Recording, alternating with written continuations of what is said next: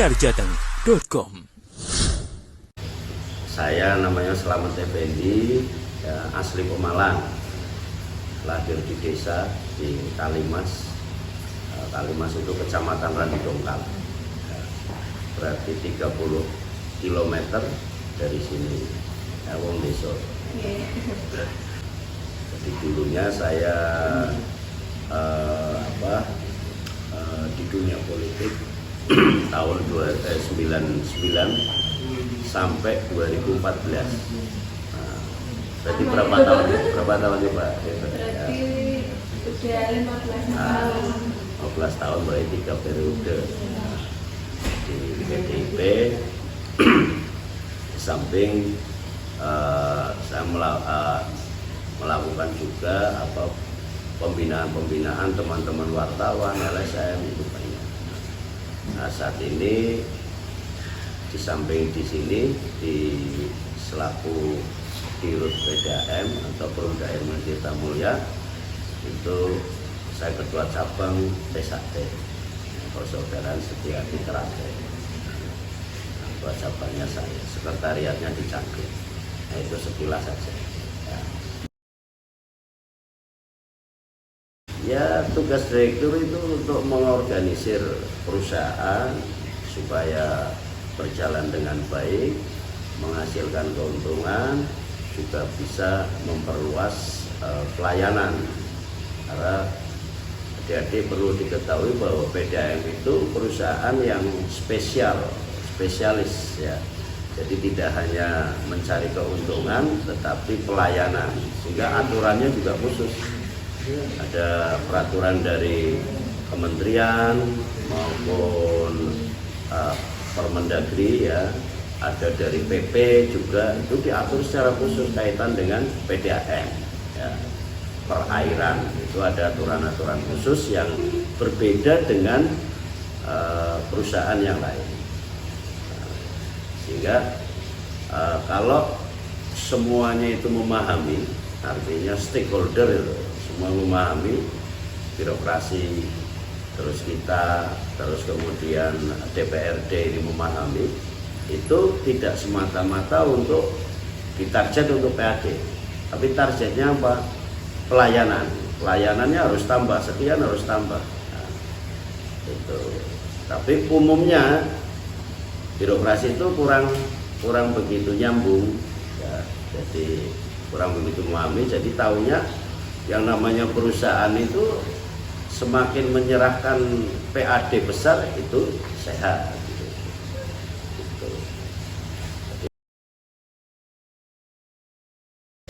Jawabannya, setiap pimpinan pasti punya tantangan. Dan itu bukan merupakan kendala, tapi tantangan buat kita, ya. Bagaimana kita mengorganisir dengan baik, ya, sehingga semuanya bisa berjalan sesuai dengan keinginan perusahaan, bukan keinginan kita, ya. Keinginan perusahaan apa? Mencapai target, ya, mencapai target. Kalau di PDAM target pelayanan dan target keuntungan yang disetorkan pada daerah, kan itu. Karyawan aja jumlahnya kita udah 250, coba mimpin sebanyak itu, ya. Ada yang berpendidikan tinggi, ada yang berpendidikan rendah. Nah, ini mengorganisir SDM ini kan beratnya minta ampun, ya. Dan itu, tapi kuncinya semua pada komunikasi.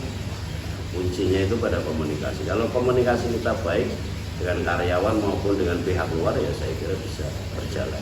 Jadi ilmu apapun itu kuncinya di komunikasi. Jadi ilmu bangsa nanti jadi insinyur, jadi ini, kalau hanya tenaga akuntansi, kalau komunikasi nggak jalan nggak bakal. Dia mau monoton di situ aja dan tidak akan menjadi pimpinan. Nah, tapi kalau komunikasinya baik, pasti nanti suatu saat ada kesempatan menjadi pimpinan. Jadi tepat ada di komunikasi, tinggal nambah ilmu-ilmu yang lain.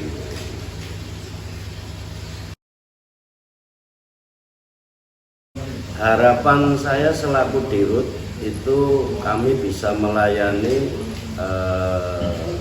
masyarakat lebih banyak lagi. Pelanggan kita sekarang kurang lebih 60 ribu.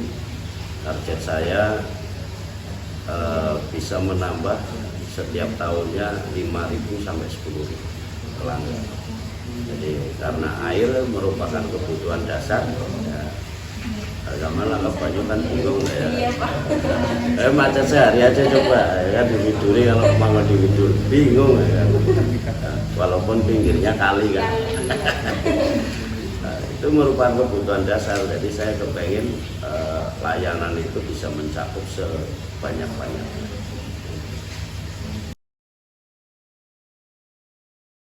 Melayani dalam bidang air, kebutuhan dasar. Nah, itu.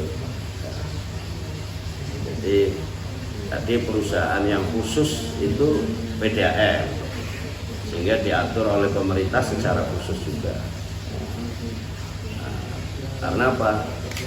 Tadi saya sampaikan bahwa yang namanya air merupakan kebutuhan dasar manusia, sehingga semua orang pasti membutuhkan air. Bahkan bukan semua orang, semua makhluk ya, semua makhluk itu membutuhkan air.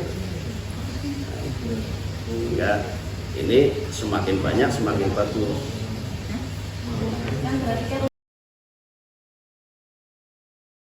Oh, banyak. Kalau ada kebocoran ini ada berapa lagi sekarang zamannya IT, zaman medsos ya, langsung dihajar di medsos. Itu udah biasa. Air macet, baru macet 1 jam ngomongnya udah 1 minggu nggak jalan, itu udah biasa. Nah, padahal kan yang namanya airnya tidak keluar itu karena ada insiden, ya kan? Dan insiden itu kan bukan kehendak kita, ya kan? Satu, kita niatnya melayani, yang kedua kita jualan. Masa orang jualan kita tutup, ya kan? Kan nggak mungkin. Nah, semakin air itu mengucur semakin ada uangnya kan. Nah, itu kan karena apa? Kejadian alam, ya kan, pecah pipa dan lain sebagainya harus dibetulkan. Kalau dibetulkan kan harus dimatikan dulu. Nah, kalau nggak dimatikan nanti yang betulin ke bawah air. Karena pipa kita kan gede. Tapi alhamdulillah komunikasi kita sekarang udah mulai jalan dengan pelanggan, karena kita juga selalu update, jadi memberitahu kalau ada insiden, ada pecah pipa dan lain sebagainya, itu kita sampaikan pada masyarakat, ya teman-teman wartawan yang menyampaikan di medsos ini dan lain sebagainya. Nah, pelayan kita, IT kita alhamdulillah tergolong yang terbaik di Jawa Tengah. Kemarin kita baru launching meter token, ya, meter token itu prabayar, jadi kayak listrik pulsa. Nah, itu baru pertama kali di Indonesia. Yang lain belum ada, kita terobosan kita baru. IT kita juga dipakai di beberapa daerah, di Jogja, di Rembang, itu pakai IT kita. Nah, yang lagi minta di Sumatera, Banyuasin, Palembang, itu. Sama Medan juga dia minta, tapi kita belum bisa ke sana. Nah, IT gimana? IT juga jadi duit sekarang. Ya. Kita kasih gratis dulu, pasang, nanti per pelanggan yang harus setor ke kita, per pelanggan Rp300, Rp200 jadi duit.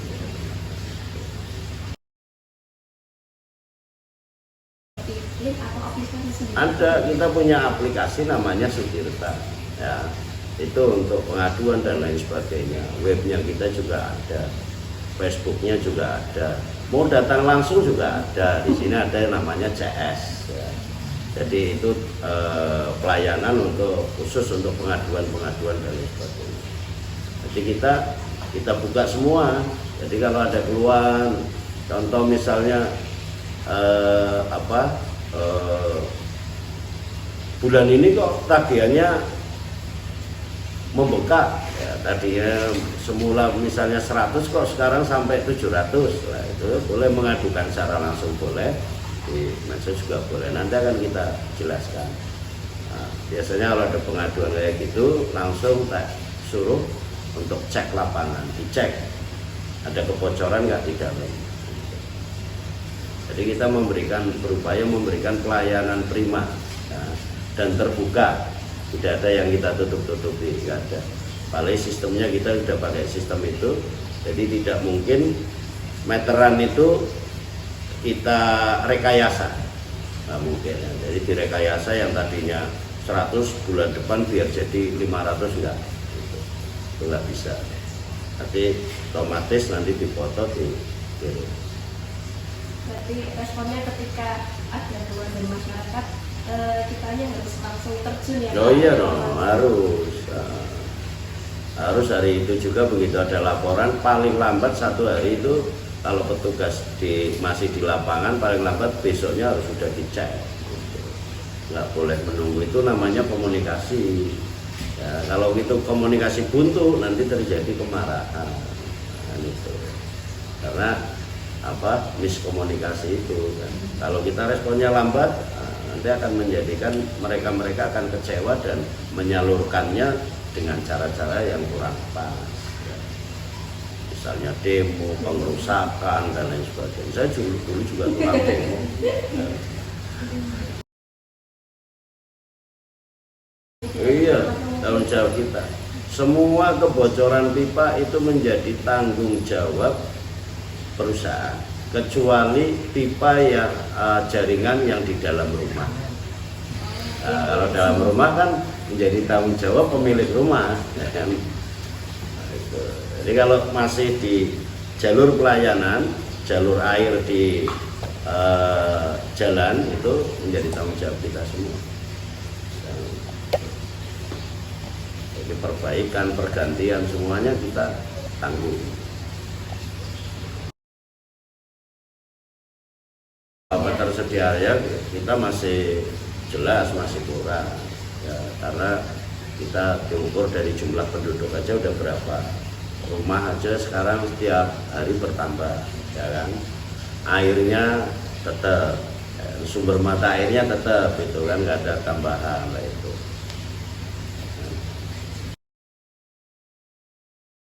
Ya banyak hal kalau kita kerusakan itu kan teman-teman karyawan itu bekerja sampai pagi ya, bahkan nanti pagi belum selesai dilanjutkan shift lain itu.